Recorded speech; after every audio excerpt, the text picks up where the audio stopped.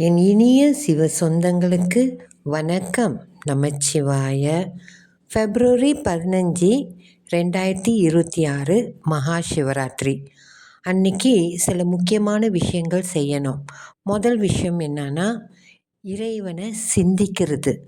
சிந்திக்கிறதுனா எப்படி சிந்திக்கிறதுனா, நம்மோட வாழ்க்கையில் ஈசன் நடத்தின பல விஷயங்கள் இருக்கும். அவரோட அன்பும் கருணையும் ஒரு சிக்கல்லேருந்து நம்மளை விடுதலை பண்ணியிருப்பார், ஏதோ ஒரு தீர்வு கொடுத்துருப்பாரு. அந்த மாதிரி நம்ம விழும்போது நம்மளை தாங்கியிருப்பார், தூக்கி விட்டுருப்பாரு. இது எல்லாமே நினச்சி பார்த்து அதுக்குள்ளார அப்படியே உருகி போய் நன்றி சொல்கிறது.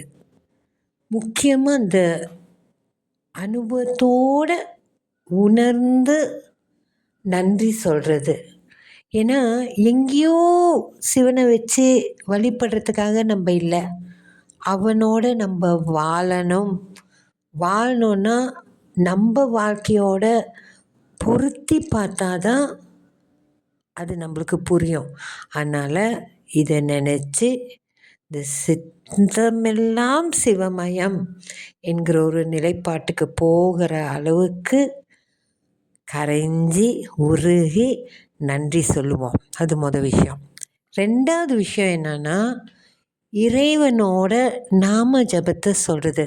அதோட முக்கியத்துவம் நிறையா இருக்குது.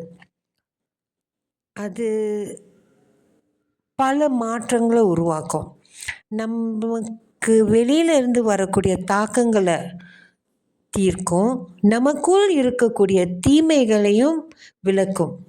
அதனால் இந்த நமச்சிவாய நாமம் சத்தமானா சொல்லணும்னு கூட அவசியம் இல்லை, மெல்ல நம்ம காதுக்கு கேட்குற அளவுக்கு சொன்னாலே போதும்.